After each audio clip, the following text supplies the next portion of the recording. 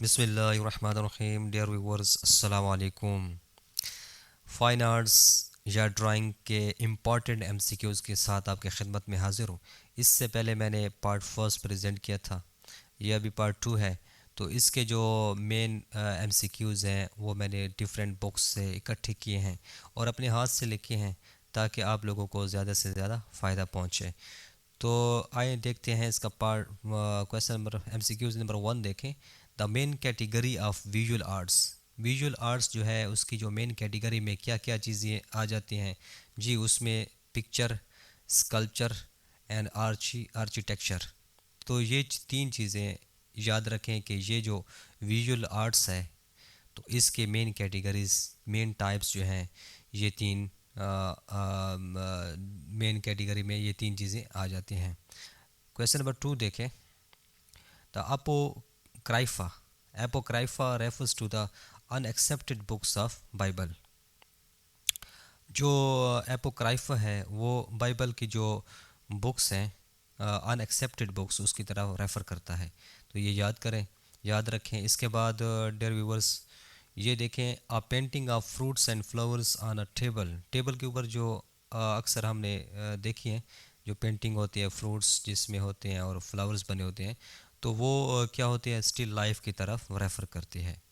ठीक है। उसके बाद आप देखें कि हु सेड, किसने ये कहा था, one does like to make one's mummy just as nice as possible. तो डियर व्यूवर्स, ये एक कोट है। तो ये किसने कहा था quote? One does like to make one's mummy just as nice as possible. तो ये कहा था विस्लर ने, ये विस्लर ने कहा था। क्वेश्चन नंबर फाइव देखें। आ डिप्टाइक इज़ आ। डिप्टाइक क्या है डियर व्यूवर्स? ये है टू पेनलेट पेंटिंग। ठीक है। टू पेनलेट पेंटिंग में क्या होता है, इससे मुराद ये है two part work of art.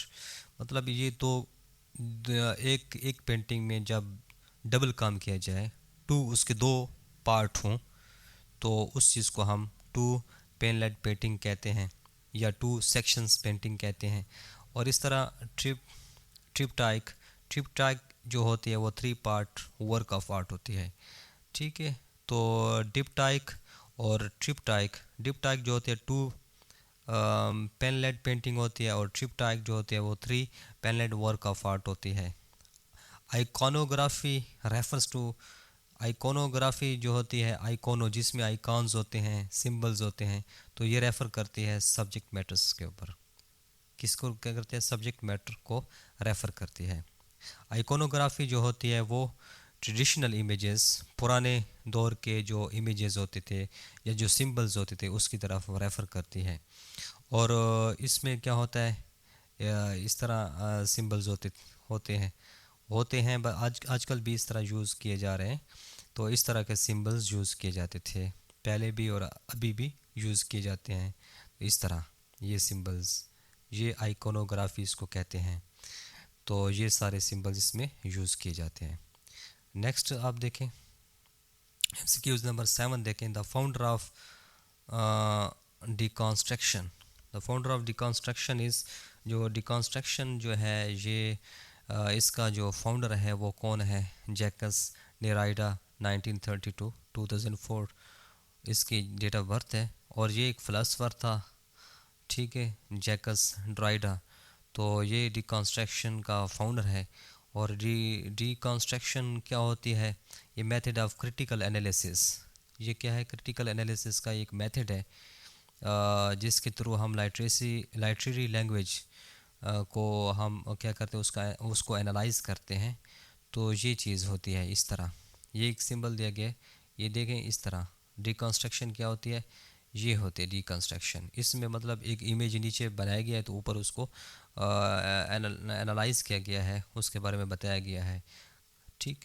तो इसके बाद है फर्नेडल Ferdinand de Saussure is acknowledge associated with.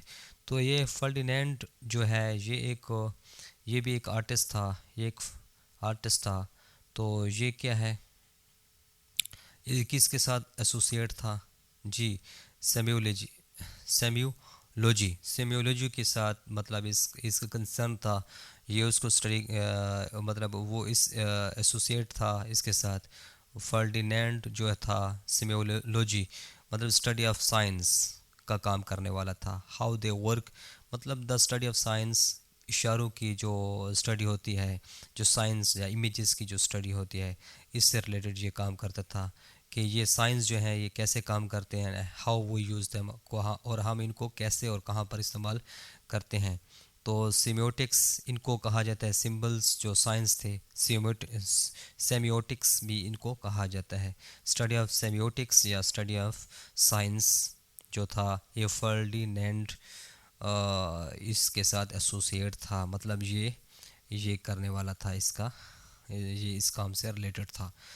तो Freud Sigmund Freud is most associated with psycho cyclo analysis psychoanalysis के साथ ये एसोसिएट था। मतलब साइको एनालिसिस क्या है, ये एक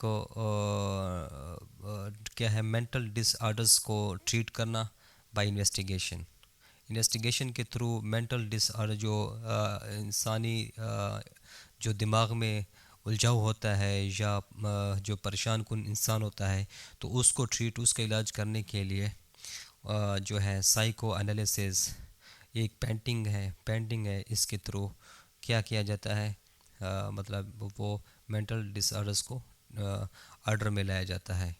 तो in semiotics the four letters PIPE जो है कॉन्स्टिट्यूट साइंस। क्या है सिमियोटिक्स में जो फोर लेटर हैं पाइप, ये कंस्टिट्यूट करते हैं साइंस को, बिकॉज सिमियोटिक्स जो है is a study of science, क्योंकि सिमियोटिक्स जो है साइंस की स्टडी को कहते हैं, इसलिए हम ये कह सकते हैं।